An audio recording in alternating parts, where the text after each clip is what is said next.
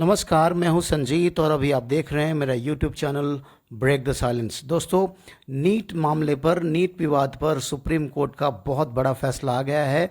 Supreme फैसला आया है और उन्होंने यह निर्णय दिया है कि नीट का एग्ज़ाम दोबारा नहीं होगा।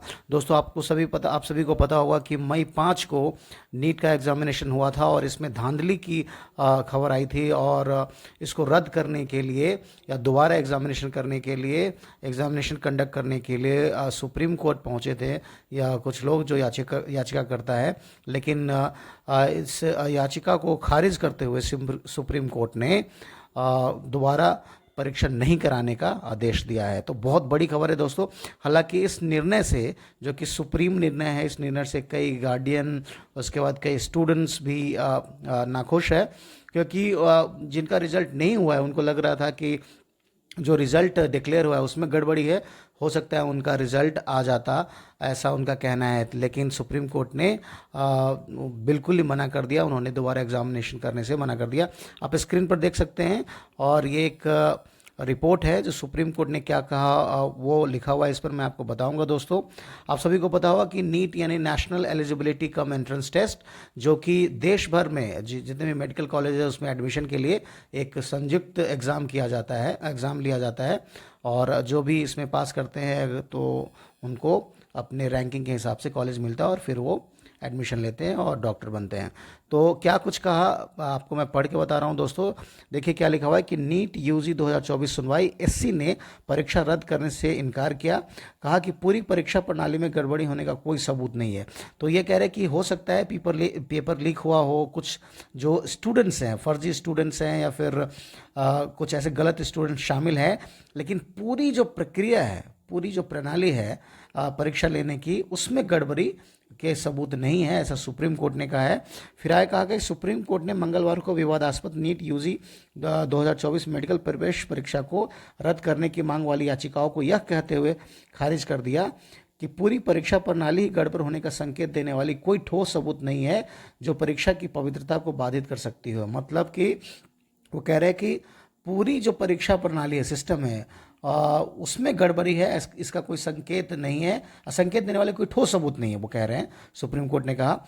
आगे लिखा हुआ है कि भारत के मुख्य न्यायाधीश सीजेआई डीवाई चंद्रचूड़ की अध्यक्षता वाली 3 न्यायाधीशों की पीठ ने कहा कि दोबारा परीक्षा से करीब 23 लाख छात्रों पर गंभीर परिणाम होंगे और भविष्य में योग्य डॉक्टर्स की उपलब्धता में बाधा आएगी। तो ये बिल्कुल क्लियरली कह दिया उन्होंने कि अगर दोबारा एग्ज़ाम देने की बात करते हैं, 23 लाख छात्रों पर गंभीर परिणाम होंगे और भविष्य में जो योग्य डॉक्टर्स हैं उनकी उपलब्धता में भी बाधा आएगी। आगे लिखा है कि अदालत ने हालांकि इस बात पर जोर दिया कि यह निर्विवाद है कि प्रश्न पत्र का लीक हजारीबाग और पटना में हुआ था। इसमें इस बात पर प्रकाश डाला गया कि सीबीआई ने इन केंद्रों पर 155 छात्रों को लीक के प्रत्यक्ष लाभार्थियों के रूप में पहचाना। इससे पहले कार्यवाही में भारतीय प्रौद्योगिकी संस्थान यानी आईआईटी ने दिल्ली के एक विशेषज्ञ पैनल ने शीर्ष अदालत को सूचित किया कि विवादित भौतिकी प्रश्न का चौथा विकल्प परीक्षा सही उत्तर है। तो इस पर भी एक क्वेश्चन के ऑप्शन पर भी विवाद हुआ था। तो आईआईटी ने, उसके जो आईआईटी के पैनल है उसने कहा कि जो भौतिकी प्रश्न का चौथा विकल्प परीक्षा सही उत्तर है, इससे 4 लाख से अधिक उम्मीदवारों के कुल अंकों पर असर पड़ने की संभावना है, जिनमें 44 छात्र भी शामिल हैं जिन्होंने परीक्षा में अच्छे अंक हासिल किए थे। उसके बाद है, पिछले हफ्ते परीक्षा आयोजित करने वाली राष्ट्रीय परीक्षण एजेंसी यानी एनटीए को झज्जर सहित 8 केंद्रों में गलत प्रश्न पत्रों के वितरण और बाद में इस कारण से छात्रों को ग्रेस मार्क्स देने पर अदालत के कठिन सवालों का सामना करना पड़ा। दूसरी ओर याचिकाकर्ताओं से पूछा गया कि क्या उनके पास यह दिखाने के लिए कोई समसामयिक सबूत है कि प्रश्न पत्र लीक व्यापक थे और स्थानीय नहीं थे। तो देखिए, सुप्रीम कोर्ट ने बिल्कुल क्लियरली कह दिया है। आप जैसा मैंने आपको पहले बताया कि एग्ज़ाम दोबारा नहीं होगा। और आप सभी को पता हो कि बहुत बड़ा विवाद हुआ था। स्टूडेंट्स का कहना है कि रिजल्ट में धांधली हुई, सड़क से लेकर संसद तक बातें सामने आई। अपोजिशन लीडर्स ने भी सरकार को टारगेट किया और जब मामला सुप्रीम कोर्ट तक पहुंचा तो सुप्रीम कोर्ट ने मंगलवार को अपना फैसला सुनाते हुए ये कह दिया कि नीट यानी national eligibility cum entrance test दोबारा नहीं होगा। तो दोस्तों, ये बहुत बड़ी खबर, सुप्रीम फैसला है सुप्रीम कोर्ट का।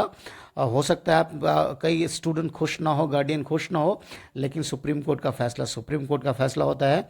दोस्तों अभी के लिए यही आपसे रिक्वेस्ट कर रहा हूँ, अगर आप मेरे चैनल पर नए हैं तो आप लाइक करिए, शेयर करिए, सब्सक्राइब करिए, ताकि एजुकेशन से रिलेटेड खबरें आपके समक्ष में लाता रहूँ। जय हिंद, जय बिहार।